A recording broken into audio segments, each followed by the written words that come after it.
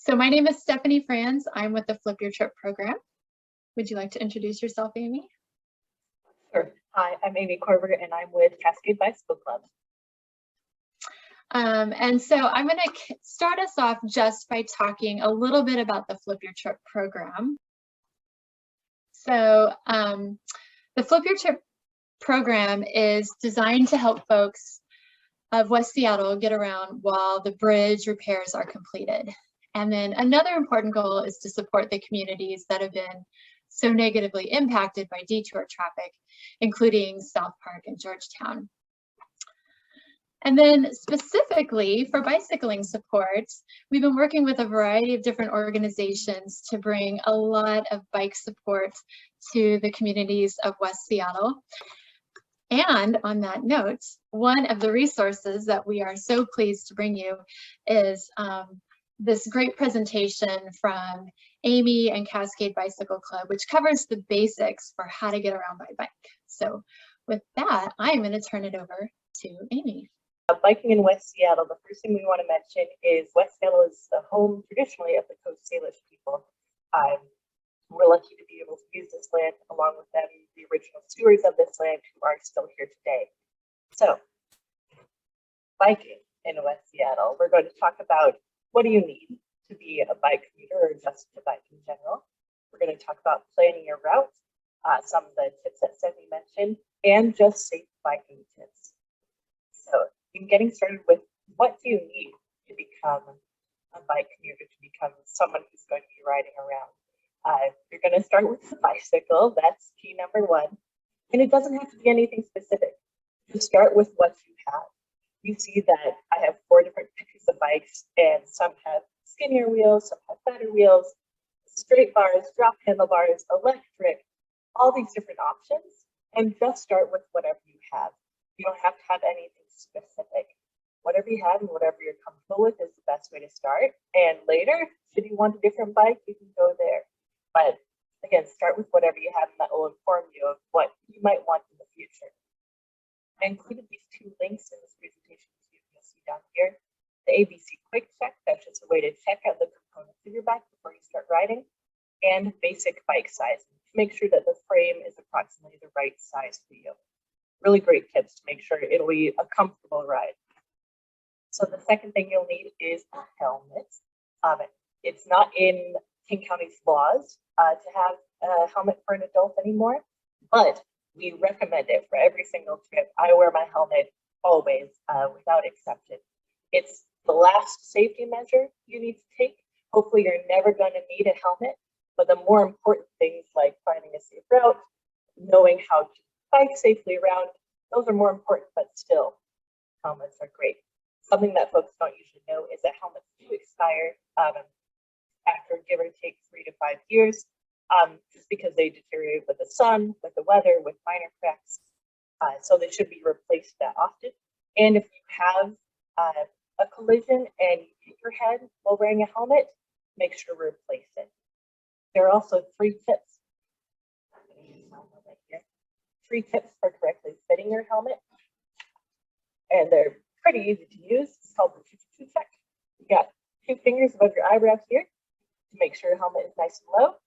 After it's low, you tighten the dial at the back. You should be able to wiggle your helmet around without it falling off. The second 2 fingers by the side of your ear. Clasp should be right there underneath. The third 2 is 2 fingers or less under your chin. And that's all you need to make sure you got a correct helmet fit. You know, the difference between like a $10 helmet and a $100 helmet, it might be a little bit incrementally safer, not by much. It's mostly fit, style, breathability, etc. So as long as it's CPSC certified safe, your helmet is good to go. So we got a bike, we got a helmet, and those are truly the only things you need to ride. These next things are even nice extras, but just start with the bike and a helmet and go from there. Nice extras would be lights and reflectors. If you're going to do any sort of riding in the dusk, in the nighttime, make sure to get a bright white light and a rear light as well. King County law states that you only need a rear reflector, but we would really recommend a rear light. And think about if you're using them to be seen or to see. For example, if I'm riding in the city that's already really well lit, I use the lights as an extra way for me to be seen. But if I'm riding in the forest in the middle of the night, I need lights to see. So think about how you might use them. The second is a toolkit. As you see in this picture, something as simple as, pump, multi-tool patch kit, extra tube. I'm forgetting one thing. One extra, tire levers on there. That's all you need in a little toolkit, something to fix a flat, do very basic maintenance. But again, you'll get to that point when it gets there, but something small to carry with you is definitely worth it. And as far as a lock, you see here in this picture, they show a really good job of a really good way to lock up your bike. Make sure you lock your front wheel to the frame. You want to get a lock that's as small as possible to fit both your wheel and your frame in it. It's a lot, it will be more difficult to crack and break if it's a small lock. And all locks are just deterrents. They're never for sure, no one is going to be able to get your bike. It's just a matter of time that it would take for someone to take your bike.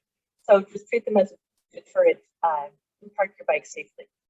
So those are extra things. And another extra fun thing is thinking about a carrying system. If you're going to be commuting to work or to get groceries or to pick up chocolate, whatever, think about how you might want to carry things. And there's no right way. I started with a backpack. You see here we have a fanny pack. You can get really nice bike bags. I've seen a lot of people that attach these kind of 5-gallon buckets to their bike. Whatever works for you is the best way. So planning your route. We're going to talk about bike infrastructure, some local resources that Stephanie mentioned before, some route planning apps, and just extra tips for route planning. So bike infrastructure, to just put definitions to words we'll be using. We have a picture here of the Alki Trail in West Seattle. That changes depending on where you are on the trail, but generally it's what's called a multi-use trail. That means that it's for bikers, for walkers, for children, for dogs on leashes, etc. So it's used for everyone. That being said, when you plan on riding around a multi-use trail, you have to keep in mind that you're the fast, dangerous, quick-moving object on a multi-use trail. So we have to be mindful of the other road users. But I ride on a multi-use trail every day. It's a great way, especially as you're beginning biking, to get where you're going very comfortably and safely, since it is separated from any sort of traffic. Here we have a bike lane, which is just a painted delineation and a picture of a bike, and you usually have an arrow going the direction that you're supposed to be going. And whether you're in a bike lane or with traffic, you follow the arrow, which is in the general direction, of traffic. You see on this picture on the far right, this is what's called a two-way protected bike lane. So they're going, they're kind of acting as traffic would and going in opposite directions. But as you see again, that's delineated by the arrows. And the difference here between a bike lane, buffered bike, and a buffered bike lane is the buffer is just a little bit bigger space, a little bit more of a kind of clearance zone between the bike lane and general traffic. And the difference between a buffered bike lane and protected bike lane is these physical barriers separating. The buffered bike lane might just be paint delineating, but the protected bike lane is the physical barriers. You'll see this in some places around Green Lake. You'll see it downtown Seattle has some these different areas. So those are just a couple examples of infrastructure in the area. So here's some really great local resources. So I admit I have to do a little bit of checking because I live in northern Seattle. So I was wondering what kind of resources do exist in West Seattle. And there are actually a lot, a good amount. So I'm just going to walk us through and take a look at some of these web pages a second. So the first one was,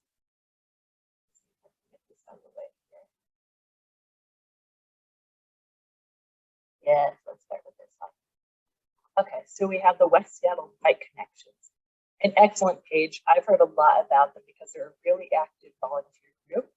And if you go to this side over here, the resources, and scroll down, they have all the resources for classes, for events that are happening, as well as any sort of maps that you want to access, and very specific routes of how to get from West Seattle to anywhere around. They also have a really great and pretty up-to-date blog, which is going to come up here. It is somewhere on this page, probably in home. But they mention a lot of events that are coming up next, so they're a really great resource to look into. Another one is from Cascade, and this is something we designed when the West Seattle Bridge first closed, and it's Bridge the Gap by Bike. So we have a couple different videos for how to route plan, how to route plan when the bridge is down, and a couple different ride with GPS. Pardon me, a couple of ride with GPS routes as well. And one of the last resources that Stephanie mentioned is the Bikery, which is fantastic. It's an all volunteer run organization. If you ever need to do some maintenance on your bike but don't have a bike stand or the tools, head to the Bikery and you can use their tools and space for free. And what they're doing right now is the bike commute help desk. So if you have questions on, I don't actually know how to attach fenders to my bike or how to get from point A to point B from West Seattle, they're a free resource to call or to email to answer those questions. And I know bike people and we like to talk about bike things. So truly use them as a resource because they want to be there to help. We want to share the love of biking with everybody. So going back to this. There we go. So those are just a couple local resources. Again, the links are right in there for you. Then thinking about route planning apps. And everybody has their own kind of favorite. These are just 4 of them that I know of the most. The one that I still use a lot is Google Maps. So we're going to click into this one a little bit. That's how I started. It's pretty easy as far as ease of access. Most people know it for getting around driving, etc. A lot of folks use Ride with GPS. That's very bike specific. A lot of, as you saw on Cascade's webpage, we use Ride with GPS a lot for any sort of larger events. They're really good at telling you when changes are coming up or route changes, etc.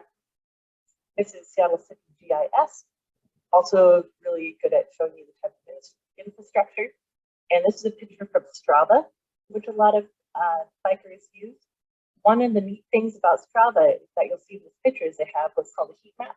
So for bikers to use Strava, it shows, you plug in your route and then you'll see how many other bikers who use Strava go kind of on which roads. You'll see what is in the lighter blue are more traveled roads. So you can potentially take a look, really detail and get in and say, how do people get, in this specific tricky intersection, what do people do? Because they can see kind of sneaky what people do. I'm going to show you Google Maps a second as well. This is the route that I took from the library to Alpine. And instead of doing it in driving up here in the corner or walking, there's just a cycling option. What I like as well is it will show you when the elevation changes and where.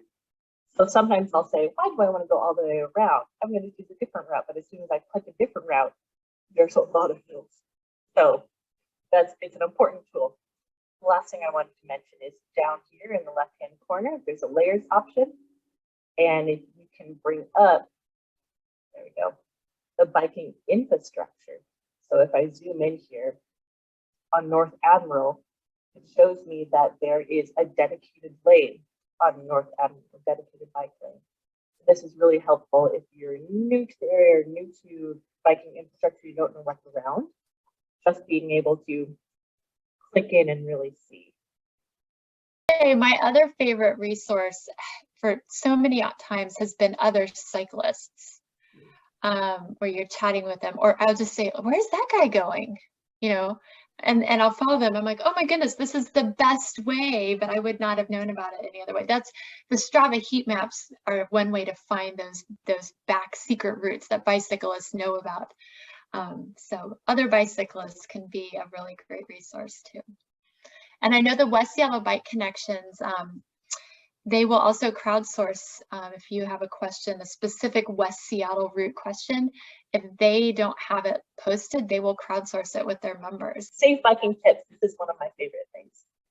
So the first thing that a lot of folks ask is, and pardon me, when I first started commuting in Seattle, I grew up on a farm in the middle of nowhere, so nobody really cared about bike rules. You're on gravel anyways. But when I was biking in Seattle, I thought, what are the rules?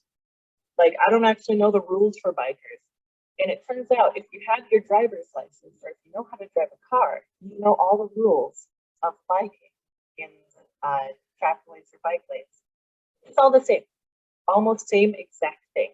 The only difference right now is what's called a safety stop or Idaho stop, and that is bicyclists can treat stop signs as yield signs very safely. So essentially, you just don't have to come to a full and complete stop with a foot down. Other than that, everything is the same. So if we're looking here at crosswalks, bicyclists still stop for pedestrians as is biking fine. If we're looking at, I forget, roundabout. What is that word?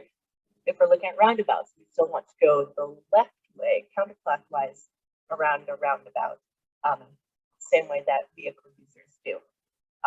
All the rules are exactly the same. Then it comes to where can I ride? Bikes are in this really interesting middle spot that we can act as pedestrians or as vehicles. So when we're acting as pedestrians in King County, bicyclists are allowed to be on sidewalks. We do not recommend it though, because sidewalks are designed for people going walking speed, which is very slow if you're on a bike.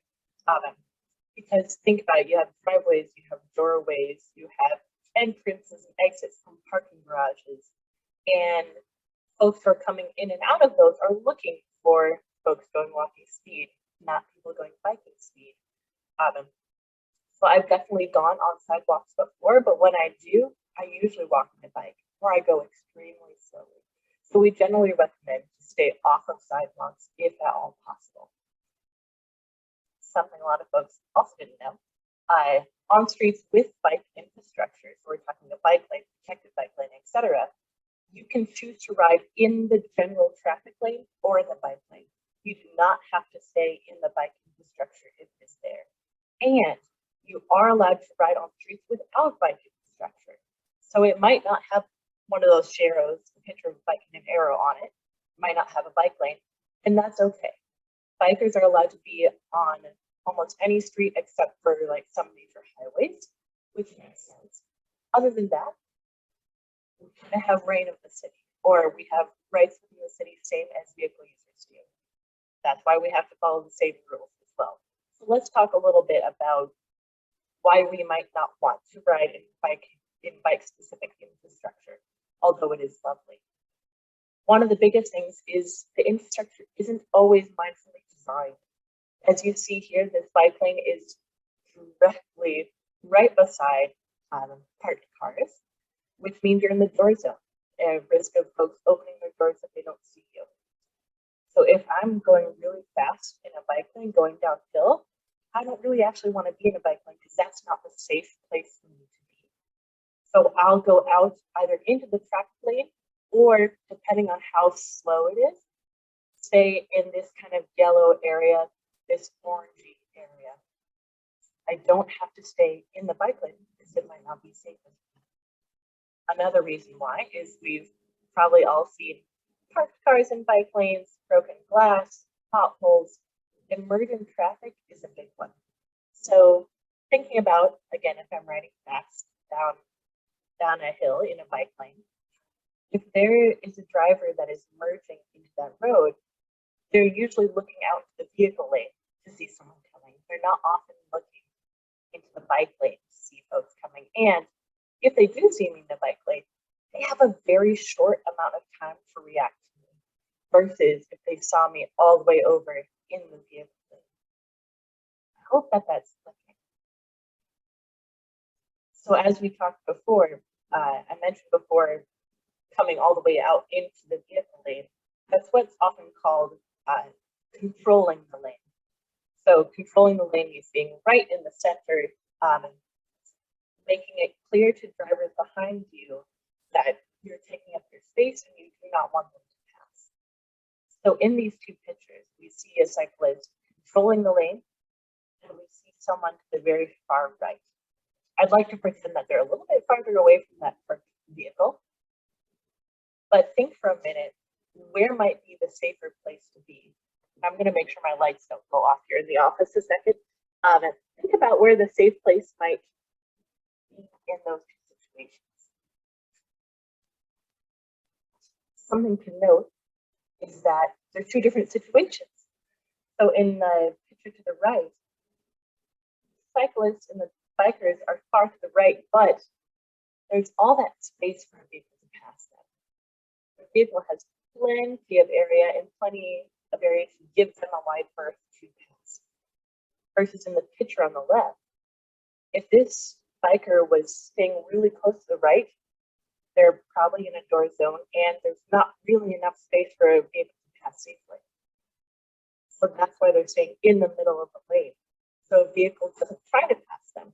Because if you're hugging the side, you're giving that message to drivers behind you, it's okay to pass, when that's not safe for either of you. So that's a lot of information. We'll come back in a second. For a little bit, we're going to talk about hand signals. So something I love to mention with hand signals is that they're never mandatory. If you ever have to choose between feeling comfortable and safe on your brakes, do that versus pointing where you're going with your hand signals. It'd be better to brake. That being said, if you have the opportunity to use your hand signals, they're just these, very easy to use. I'll often also say what I'm doing out loud, because the more information I give to other people, the better. So I'll say stopping, left turn, right turn, I usually point. The more information, the better. And the more you can do this, especially when you're passing other people, say you're on a multi-use trail and you're passing people who are walking, the more you can tell them, hey, I'm passing you, or hey, good morning, I'm on your left. The more comfortable environment it makes for everyone, giving them plenty of space. That's how you'd want someone to pass you if you're in a roadway. Do the same for other people if you're on a multi-use trail. Great. So now we're going to come back and use some of this information that we've gotten so far. So if I want to make a left-hand turn, I kind of have two options. If I go option A, I'm going to kind of act as a driver does, thinking about same scenarios as you would if you're driving, which is if I was driving in this far right lane and I needed to make a left-hand turn, I would say, shoot, I need to get into the middle lane. I'd look behind me, make sure I had room to get in, use my blinker. In this circumstance, I'd use my hand signal, say you want to get in the left lane. Then when I get the green light, I go all the way left. Easy peasy. And if you're on your bike and you're going left, I try and make sure I stay in the center of the lane, because again, I'm showing the driver behind me. I'm controlling the lane. I don't want you to pass quite yet. You also have another option, which is, this is called the Copenhagen Left, I believe. And it's essentially, if you don't feel very comfortable getting into that middle lane, maybe traffic is heavy, maybe you just thought about it too late, you can continue to go straight and then essentially do a little loopy up here in the front and point yourself to turn that left hand once you get the green to go. In this area that says B right here, some areas would have what are called bike boxes, which are painted green, and they're a spot for bikers to get ahead of the traffic up here in the front, or to do just what we said, kind of that Copenhagen left, that second-hand left.